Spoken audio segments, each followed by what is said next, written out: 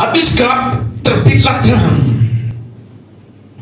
Saya mendasari dari firman Tuhan yang ada di dalam Yesaya ini. Dia berkata di dalam ayat 5, pada waktu itu engkau akan heran melihat dan berseri-seri, engkau akan tercengang dan akan berbesar hati, sebab kelimpahan dari seberang laut akan beralih kepadamu, dan kekayaan bangsa-bangsa akan apa saudara? Beralih kepadamu, dan kekayaan bangsa-bangsa akan datang kepadamu. Ini janji Allah pemulihan. Di dalam ayat 9 saya akan melompat. Sungguh akulah yang dinanti-nantikan pulau-pulau yang jauh. Kapal-kapal Tarsis berlayar di depan untuk membawa anak-anakmu laki-laki dari jauh. Perak dan emasnya dibawa serta untuk nama Tuhan Allahmu, dan oleh karena yang Maha Kudus Allah Israel, sebab Ia mengagungkan engkau. Habis gelap, terbitlah terang. Habis COVID, sekarang timbul pengharapan baru. Kalau kita melihat sejarah daripada Raden Ajeng Kartini, setiap tanggal 21 April selalu diperingati hari lahirnya Kartini. Nah, Bapak Ibu Saudara, buku daripada Kartini adalah Habis Gelap dan Terbitlah Terang, terbit pada tahun 1911, di mana pada waktu itu dia tertawan dan dia ada di negeri Belanda. Di dalam bahasa Belanda dia berkata begini, Door duisternis to licht. Habis gelap, terbitlah terang. Pada waktu itu Kartini mengalami tekanan akibat kesenjangan sosial, akibat daripada politik divide et impera yang didatangkan, yang diberikan oleh bangsa Belanda selama beberapa ratus tahun di bangsa ini. Dan dia dikatukan mulutnya sebagai seorang pahlawan wanita. Makanya dia mengarang di dalam menjadi seorang tawanan. Habis gelap, terbitlah terang. Habis tangis, terbit sukacita. Habis penyakit, terjadi kesembuhan. Habis beban, menjadi berkat. Kutuk diubah jadi berkat. Tepuk tangan bagi Tuhan. Tepuk tangan lebih meriah lagi. Amin. Ya, ini. Jadi saya mempelajari hal ini berdasarkan Yesaya tadi ini. Pada waktu itu engkau akan heran melihat dan berseri-seri, katanya. Di dalam ayat 4, angkatlah mukamu dan lihatlah ke sekeliling. Mereka semua datang berhimpun kepadamu. Anak-anakmu laki-laki datang dari jauh, dan anak-anakmu perempuan. Apa saudara? Nah, ini digendong. Yang jauh jadi dekat. Terjadi satu perubahan demi perubahan. Saya mempelajari berhari-hari tentang hal ini, Bapak Ibu Saudara, tentang bagaimana Kristus, karya Allah di dalam kehidupan ini, seperti yang dikatakan di dalam firman ini. Jadi tidak selamanya ada ratap tangis. Tidak selamanya. Sekali lagi, tidak selamanya ada ratap tangis. Tetapi ada syarat, saudara. Kalau sudah jatuh dalam pelanggaran Tuhan, cepat-cepat berubahlah. Cepat-cepat berubahlah. Kau ubah letakku jadi tarian.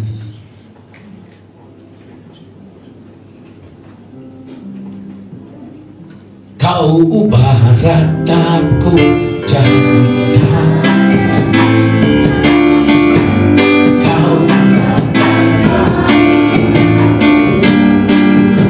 Kau berikan, kau beriku sukacita, jiwaku bermazmur dengan senang kekuatanku. Sekali lagi, oh, kau ubah kataku jadi terang. Come on, kau ubahkan rataku, kau berikan suka jiwaku, jiwaku bermazmur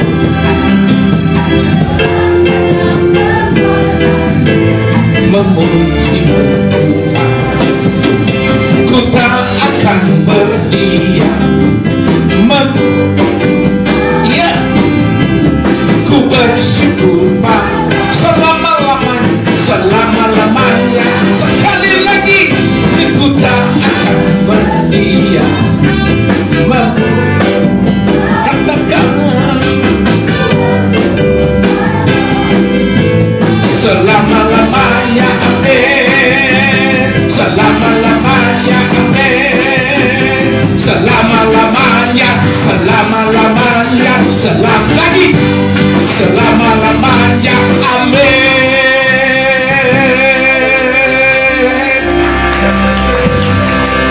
Jangan berdiam, katanya. Mari kita membuka satu ayat, 2 Korintus pasal 4.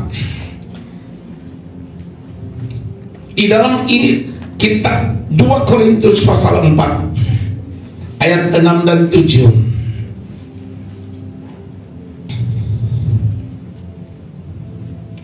Dia berkata demikian, sebab Allah yang telah berfirman, dari dalam gelap akan terbit terang, Ia juga membuat terangnya bercahaya di dalam hati kita, supaya kita beroleh terang dari pengetahuan tentang kemuliaan Allah yang nampak pada wajah Kristus. Tetapi harta ini kamu punyai dalam bencana tanah liat, supaya nyata bahwa kekuatan yang melimpah-limpah itu berasal dari Allah, bukan dari diri kami. Ada satu perikop di dalam ayat ini dikatakan oleh Paulus pada ayat ini, dari dalam gelap, perhatikan, dari dalam gelap terbitlah terang, dari dalam kegelapan terbit pengharapan, dari dalam putus asa terbit kekuatan baru. Ini firman dinyatakan oleh Paulus, dan dia berkata di dalam ayat yang berikutnya bahwa maksud daripada ayat ini ada satu hal, harta ini kami punyai dalam bencana tanah liat, supaya nyata bahwa kekuatan yang melimpah-limpah itu berasal dari Allah, bukan dari diri manusia. Untuk memperoleh sesuatu terang yang baru, kita harus tahu bahwa ada rahasia ilahi. Ada satu yang dijanjikan oleh Tuhan melalui Paulus di dalam ayat ini. Ini ditulis oleh Rasul Paulus sekitar 2000 tahun yang lalu.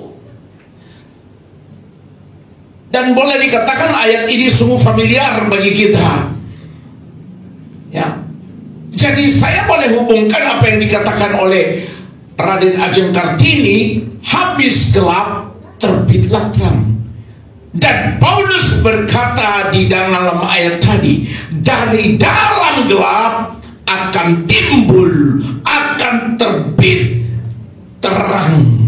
Tetapi untuk memperoleh itu ada satu rahasia ilahi yang dia katakan begini, Anda harus mempunyai satu patokan, dan saya dan saudara harus memperhatikan untuk bisa keluar dari kekelaman dan kegelapan itu. Anda harus mencari di mana sumber terangnya. Anda dan saya harus mencari sumber terangnya. Dalam surat Korintus, 2 Korintus ini yang kita selidiki dan kita renungkan pada saat ini, saya mau sampaikan kepada jemaat di tempat ini, firman ini adalah pengajaran dan nasihat yang sangat mendalam secara rohani. Apa yang dimaksud oleh Paulus di dalam ayat ini? Dari dalam gelap timbul terang. Dan apa hubungannya dengan ayat-ayat berikutnya? Tentu ada satu yang dia ketemu, yaitu bahwa kekuatan ilahi yang dapat merobek hati kita. Dan dia berkata, itu ada di dalam satu hal, di dalam rahasia ilahi, disimpan di tempat yang tersembunyi. Dan Anda dan saya tidak bisa melihat itu kalau kita tidak keluar daripada segala yang menghalangi ini. Dengar, kalau ditelusuri satu persatu dari ayat tadi, dia berkata, pertama, dari dalam gelap timbul akan terbit terang. Satu. Yang kedua, ia membuat terangnya bercahaya di dalam hati kita. Perhatikan ya, hati itu di dalam seperti tanah liat. Pertama sekali lagi saudaraku, dari dalam gelap terbit terang, itu pertama. Yang kedua, dalam firman ini, ia membuat terangnya bercahaya dari dalam hati kita. Jadi bukan bercahaya dari luar, pertobatan terjadi dari dalam. Perubahan terjadi dari dalam. Dan yang ketiga, setelah terjadi perubahan, kemuliaan Allah yang nampak pada wajah Kristus. Dengar, yang kedua ini yang penting.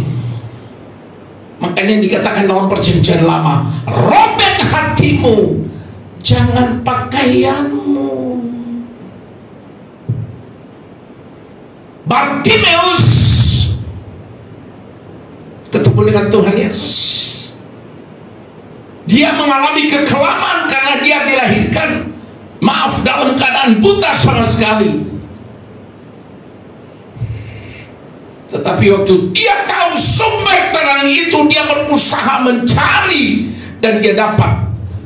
Maka Tuhan berkata, engkau hari ini mengalaminya. Apapun beban saudara, yang pertama dulu, ini hati perlu dibereskan. Berapa banyak di antara Bapak Ibu Saudara hari ini siap menerima perubahan itu? Berapa banyak? Katakan sebelahmu, siapkan hatimu untuk menerima perubahan. Amin. Mungkin dia lagi bergumul, sampai dia ketawa, lihat mukanya. Kalau perlu kasih dia uang 50.000, udah selesai. Tepuk tangan bagi Tuhan. Soalnya di luar hujan deras. Ketiga, kemuliaan Allah yang nampak pada wajah Kristus. Jadi seorang orang percaya bukan hamba Tuhan. Banyak hamba Tuhan mukanya serem, saudaraku. Oh, medeni, katanya orang Jawa ya, medeni, menakutkan. Tapi pernah lihat anak-anak kecil itu, cucu saya di belakang, Caca itu, dari jauh dia udah gini. Nah, itu menandakan kemuliaan Tuhan. Anak kecil mana ada dosa. Tetapi orang masuk gereja kadang-kadang tidak ada di sini ya. Masuk gereja, dibilang sama Elan, silakan duduk. Ya. apalagi kalau udah pakai masker nggak kelihatan.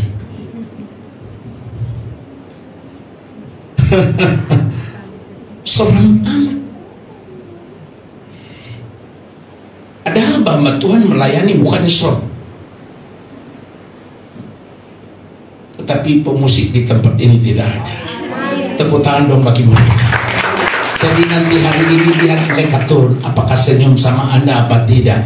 Kalau dia masih begini acuh aja, saudara dia acuh, tadi Bapak sudah bilang wajahmu harus bersinar. Amin.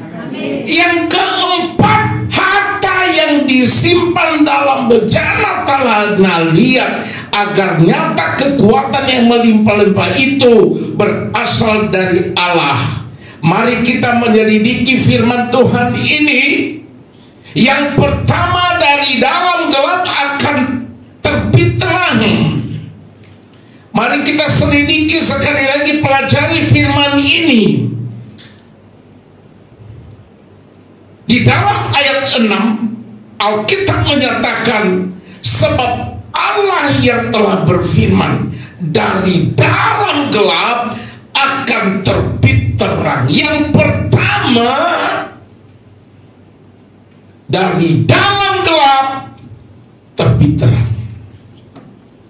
Gelap dalam pemahaman orang awam diartikan dengan tidak ada cahaya. Tiba-tiba ruangan ini dimatikan lampunya, maka tidak ada cahaya. Tiba-tiba mati lampu, kita kewalahan.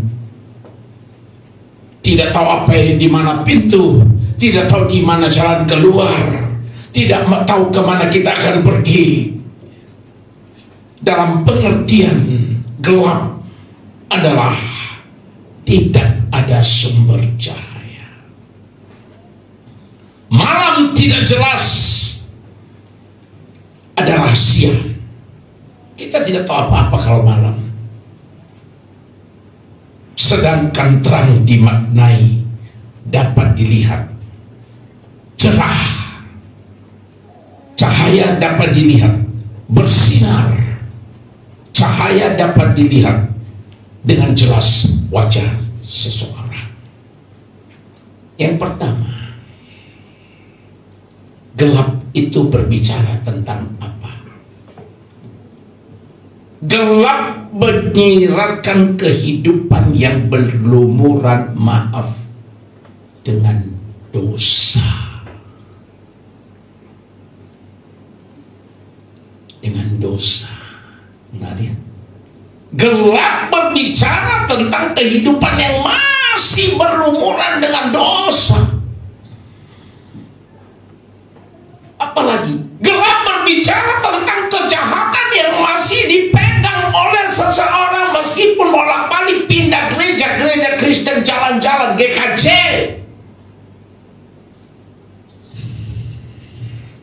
Apa lagi?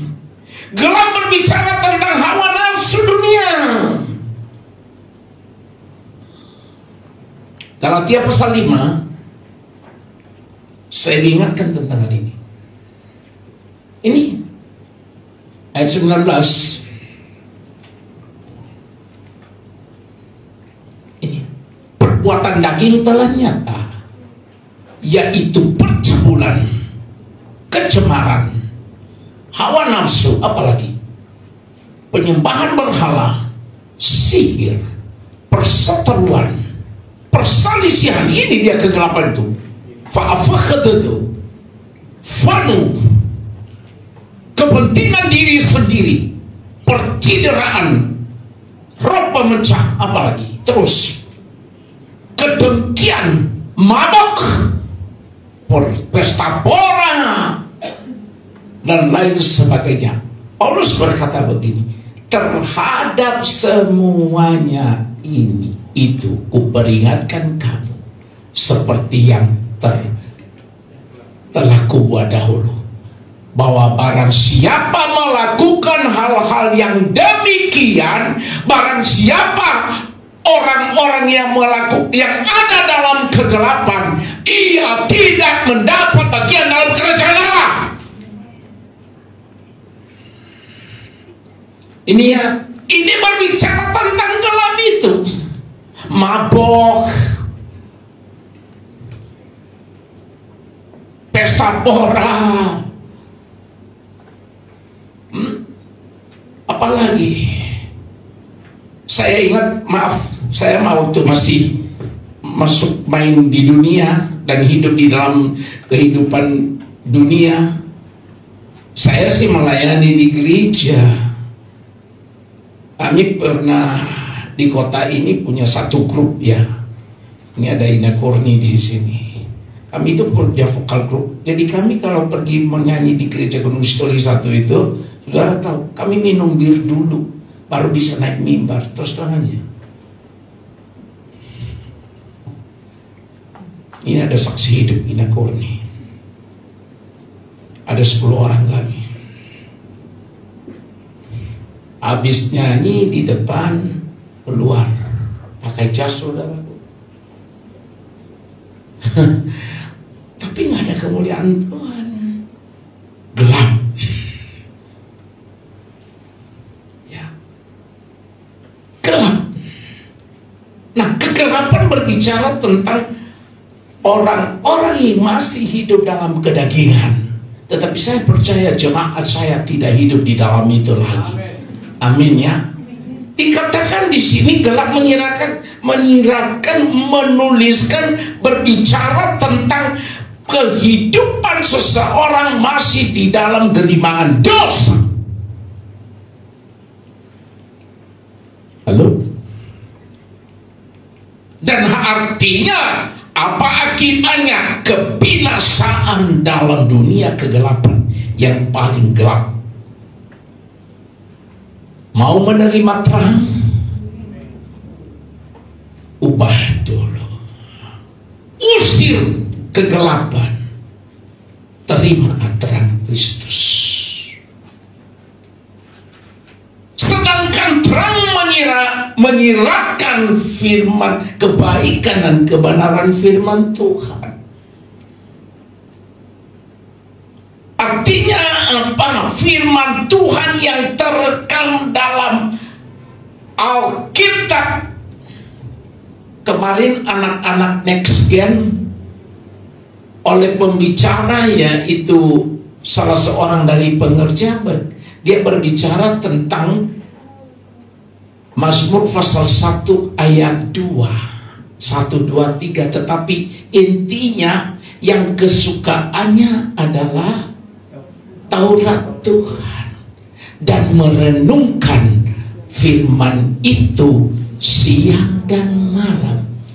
Dan dia dikatakan pada ayat selanjutnya, bagaimana orang yang merenungkan firman Tuhan siang dan malam, hulegeu nitane bazingan nitane nomohuana inetenia bahagia mana ni faluania mofosu hana wala mofosu wa aurima hana wala mofosu hanatoma hana wala mofosu dagangan ma usaha ma baka masuk kami saudara.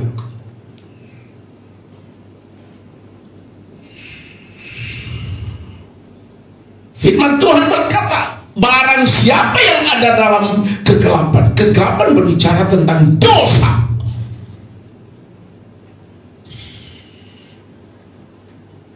Saudara mau menerima terang? Saudara mau menerima terang? Mari buka Yohanes 1 ayat 4 dan 5. Ini dia kuncinya. Yohanes pasal 1 ayat 4 dan 5. Di sini firman Tuhan berkata begini, dalam Dia ada hidup, dan hidup itu apa saudara? Adalah terang manusia. Sama-sama ayat 5, 2, 3 ya. Terang itu bercahaya di dalam kegelapan, dan kegelapan itu tidak menguasainya. Terang Kristus akan mengusir segala dosa. Terang Kristus akan menghancurkan segala penyakit. Terang Kristus akan menghancurkan segala beban palsu. Tetapi izinkan Kristus menyinari kehidupan kita. Ada satu ayat firman Tuhan ini dengan jelas menuturkan bahwa di dalam Dia, di dalam Kristus ada hidup, dan hidup itu adalah terang manusia. Siapa yang menjadi sumber daripada terang? Yaitu Yesus Kristus. Dan kegelapan tidak akan bertahan. Apa yang harus kita lakukan? Mengubah hidup menjadi manusia baru. Katakan amin. Tinggalkan segala hal-hal yang menyakiti hati Tuhan. Terang itu bercahaya di dalam kegelapan, dan kegelapan tidak akan menguasai.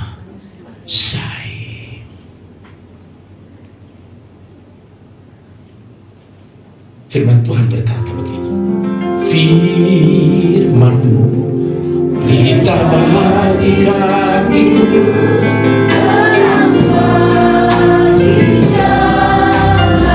sekali lagi, firman-Mu ditambah di kakiku, terang bagi jalanku. Lebih lanjut kata, waktu ku bimbang dan hilang jalanku, tetap yes, dan takkan pernah akan kau tidak besertaku selamanya, selamanya.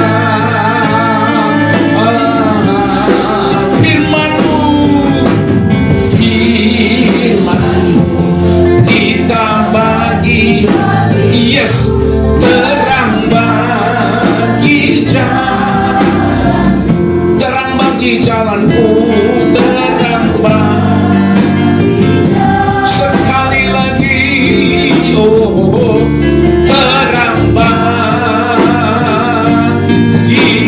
jalan.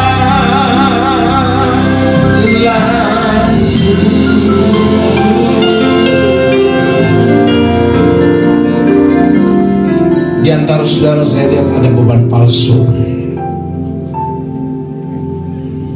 di mana saudara tidak ada semangat lagi, di mana saudara tidak ada gairah lagi. Hari ini saya mengajak, kegelapan sedang menguasai kehidupan saudara, kegelapan sedang menguasai bisnis saudara, kegelapan sedang menguasai pikiran saudara. Tetapi hari ini dengar, Anda datang dengan beban palsu, pulang dengan sorak-sorai. Alkitab mengatakan di dalam Lukas pasal 11 ayat 35, dia berkata begini, karena itu perhatikanlah supaya terang yang ada padamu jangan menjadi kegelapan. Sekali lagi Tuhan Yesus berkata begini, karena itu perhatikan, hati-hati, selidiki hati, supaya tiba-tiba terangmu hilang. Terang yang telah Tuhan berikan kepada kamu bertahun-tahun amat sia-sia. Hati-hati, jangan menjadi suram dan pudar oleh kegelapan.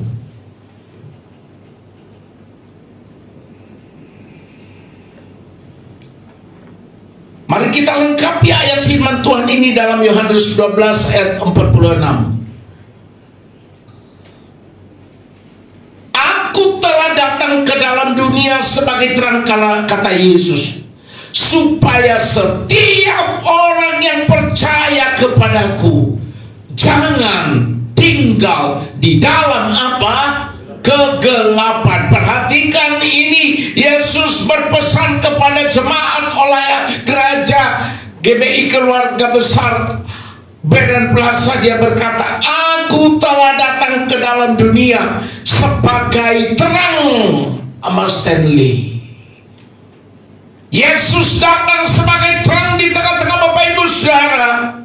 Karena itu tadi dikatakan pada ayat sebelumnya, hati-hati supaya terangmu jangan menjadi kegelapan.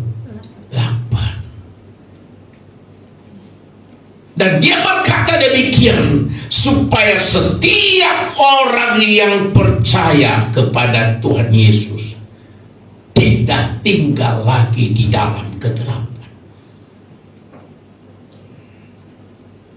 Artinya begini, perkatakan firman Tuhan, serahkan hidupmu kepada Tuhan, serahkan kuatirmu kepada Tuhan, maka kegelapan akan sirna dan ditaruh dengan disambut oleh Kristus dengan satu terang. Terang itu berbicara tentang pengharapan.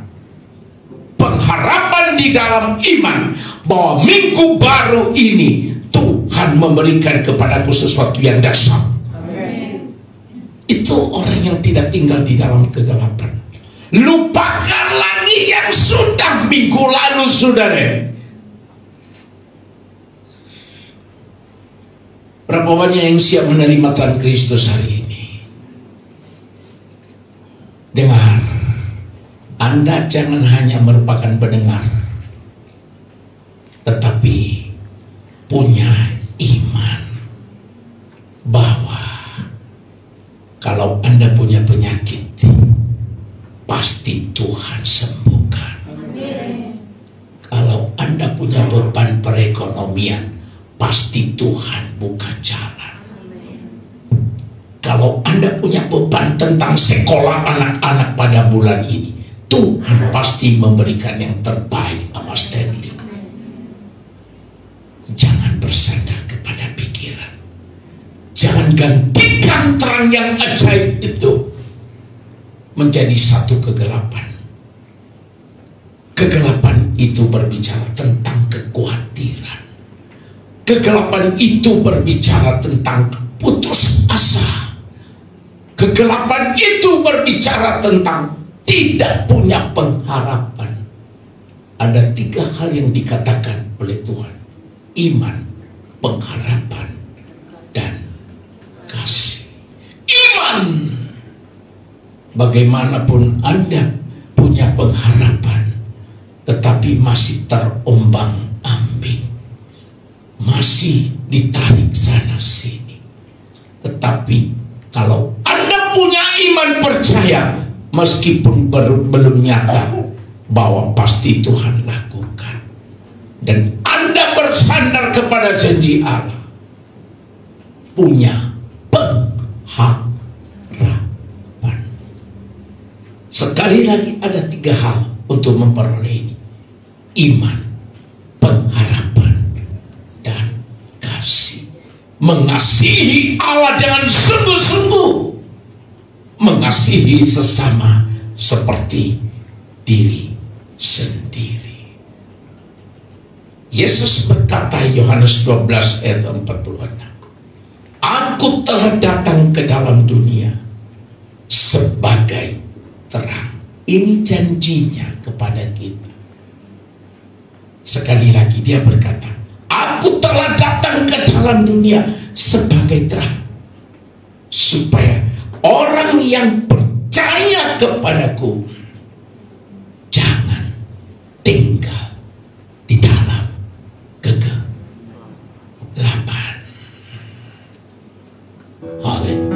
Kasih Allah tak berkesudahan.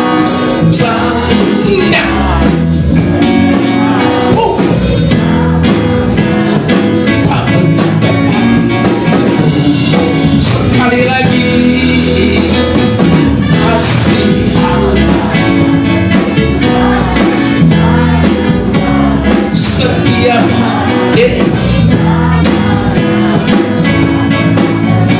seumur hidupku dengan sukacita.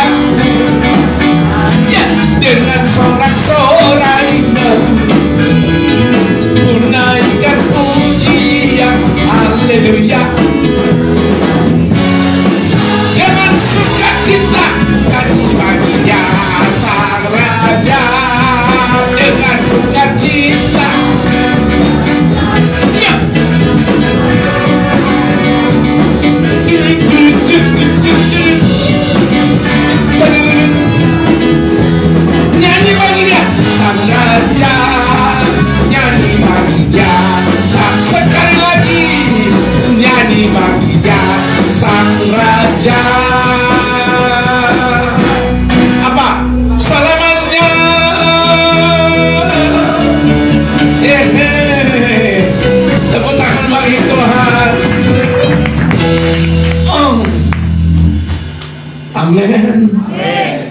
Kasih Allah tak berkesudahan, tak habis-habisnya rahmatnya.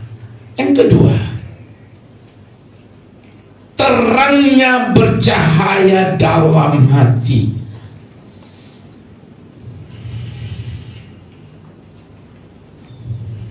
Sekali lagi, ini yang terpenting. Di dalam ayat ini, terangnya bercahaya dalam hati. Artinya, jikalau seseorang telah ada perubahan yang konkret dalam kehidupannya, akan nyata. Yesus berkata, apa yang keluar dari dalam, bukan yang masuk di dalam, itu menandakan. Dia berkata dengan jelas, terangnya bercahaya dalam hati. Secara implisit Rasul Paulus menyatakan kepada jemaat di Korintus bahwa Yesus Tuhan kita adalah terang, dan terang itu bercahaya dalam kehidupan orang percaya.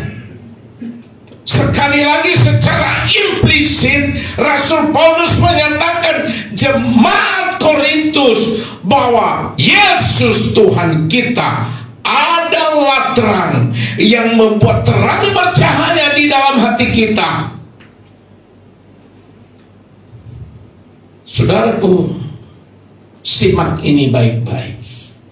Jikalau Anda berkata, aku percaya kepada Tuhan Yesus, berarti Dia akan mendiami hatimu, dan kegelapan tidak akan pernah menguasai saudara. Meskipun ada pergumulan, meskipun ada tantangan, meskipun ada banyak hal yang ingin merintangin kita, tetapi oleh karena kita punya pengharapan di dalam Kristus, ada pengharapan. Di dalam Kristus ada kesembuhan. Di dalam Kristus ada perubahan. Pulang dari tempat ini ada perubahan, sebab Yesus mendiami hatimu.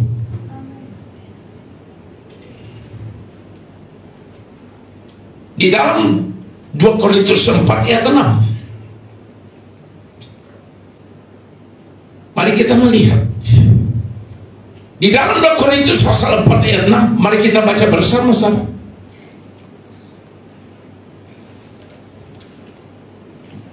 1, 2, 3. Sebab Allah yang telah berfirman, dari dalam gelap akan terbit terang. Ia juga membuat terangnya bercahaya di dalam hati kita, supaya kita beroleh terang dari tentang kemuliaan Allah nampak pada wajah Kristus. Ini pegang. Di dalam gelap akan terbit terang. Ini Paulus. Ya, Ia juga yang membuat terang bercahaya dalam hati. Jadi perhatikan saudaraku, untuk memperoleh perubahan, ada terang di dalam kehidupan kita. Kita dengan keberanian, berani bertindak mengusir kegelapan di dalam hati. Jangan pernah dengar apa kata orang. Sekali lagi, jangan pernah dengar apa kata orang, tetapi dengarlah apa yang dikatakan oleh siapa? Firman Allah. Dikatakan di sini, Ia juga yang membuat terangnya bercahaya di dalam hati kita. Siapa Dia di sini? Kristus mengubah kita menjadi terang yang bercahaya. Di tengah-tengah kota Gunung Sitoli, di tengah-tengah keluarga saudara, di tengah-tengah daripada tetangga saudara, firman Tuhan ini berkata, terang yang sesungguhnya yang menerangi setiap orang sudah datang di dalam dunia ini. Saya tidak tahu bagaimana kehidupan rumah tangga saudara. Saya tidak tahu kehidupan daripada keluarga saudara. Tetapi ada satu pesan saya sebagai gembala di tempat ini. Izinkan Kristus menguasai hidup rumah tangga saudara. Amin. Saudara melihat, kadang-kadang saya melihat di rumah tangga seseorang ada satu tulisan yang menjadi kepala rumah tangga ini adalah Yesus Kristus. Tetapi apakah memang demikian? Beberapa hari yang lalu ada pemberkatan pernikahan daripada jemaat kita. Saya mengatakan begini, untuk membangun satu keluarga yang Shekinah glory, itu kemuliaan Allah. Apa dikatakan? Kristus sebagai kepala rumah tangga. Baru suami menjadi kepala rumah tangga. Di dalam bahasa Nias dikatakan hegedra alawe drama tua, hegedra tua keriso, onehi wasabangu matau. Apakah benar? Pernahkah Anda menjadikannya sebagai kepala rumah tanggamu? Saya tekankan ini kepada pengantin baru yang beberapa hari yang lalu saya konseling. Izinkan Kristus menjadi kepala rumah tanggamu. Bukan berarti tidak ada masalah untuk masa depan. Anak saya kemarin dari Jakarta telepon begini, dia bilang gini, Mami, kita tidak bisa investasi lagi uang. Kenapa? Akan terjadi kegoncangan ekonomi dan uang tidak ada nilainya. Jadi apa yang dilakukan? Nak? Kalau ada duit, beli emas. Maminya bilang gini, ibu bilang gini, tetapi emas itu bisa nilainya turun. Tetapi dengar, orang-orang yang mengubah hidupnya menjadi milik Kristus, dia tidak takut dengan itu semuanya. Amin. Ya. Orang boleh berkata resesi, tetapi kita resepsi. Sekali lagi, orang boleh berkata resesi, tetapi jemaat di tempat ini tetap resepsi. Ini pengharapan. Dia berbicara banyak kepada maminya. Dia berbicara kepada ibu gembala, dan ibu banyak memberikan banyak masukan kepadanya. Dia berkata kepada anak saya yang perempuan, dengar nak, kita tidak punya pengharapan. Jangan seperti anak muda yang kaya. Bacalah anak muda yang kaya. Waktu dia mau ngikut Yesus, dia bilang begini kepada Yesus, kasihilah sesama manusia, kasihilah Tuhan Allah. Dia bilang, aku sudah melakukan semuanya itu. Semuanya saya udah lakukan. Saya menuruti hukum Taurat. Saya melakukan ini. Saya melakukan ini. Yesus berkata, hanya satu. Apa? Apa manisnya? Jual hartamu dan ikut aku. Dia kecewa. Wah, datangnya Yesus tak ada. Ada Yesus tak ada. Dia kecewa karena apa? Hartanya banyak. Ngapain melayani Tuhan? Dia kecewa. Tidak ada satu jawaban yang positif yang diberikan oleh Tuhan. Maksudnya begini, aku datang kepadamu Tuhan, berikan aku pengharapan bahwa hartaku akan berlipat kali ganda. Kalau engkau punya harta tidak mempermuliakan Tuhan, sia-sialah hartamu. Maka apa yang dikatakan oleh Tuhan kepada orang kaya, malam ini aku akan ambil. Kepada siapakah engkau menyerahkan itu semuanya? Tetapi ada satu tulisan di dalam surat jemaat di Korintus. Dia berkata, barang siapa mengikat dirinya dengan Kristus, maka dia satu roh dengan Kristus. Di mana itu Amaelan? 1 Korintus pasal 6 ayat 17. Ini. Tetapi siapa yang mengikatkan dirinya kepada Tuhan, dengar ya, menjadi satu roh dengan Dia. Ini prinsip. Tuhan berkata kepadanya, kepada siapa engkau akan menyerahkan itu sebagai orang kaya? Makanya Tuhan ini berkata, lebih gampang seekor unta melewati lubang jarum daripada orang kaya masuk kerajaan Allah. Lubang jarum berbicara ada satu pintu di Israel. Kalau kita masuk di situ, kalau onta masuk di situ, harus begini dia, dan diseret masuk baru bisa melewati. Betapa sukarnya orang kaya masuk kerajaan surga. Tetapi jemaat di tempat ini, dengar, engkau punya prinsip.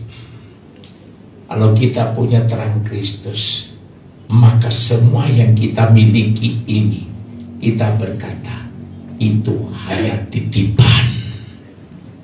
Sekali lagi, itu hanya titipan.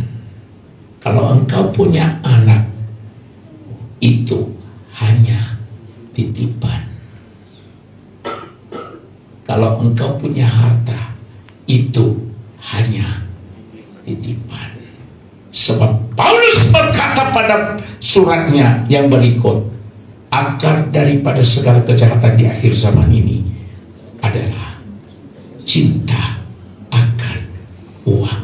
Sehingga kenapa tidak ada terang di dalam hati?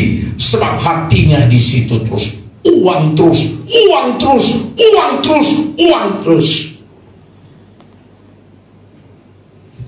Tetapi jemaat yang saya kasihi pada siang hari ini, ikatlah dirimu dengan Tuhan, maka kita satu roh dengan Tuhan. Amin. Ikat, makanya kita memperoleh terang Kristus, sebab roh Allah ada di dalam kehidupan kita. Amin. Saudaraku, Yohanes 13, 12 ayat 36.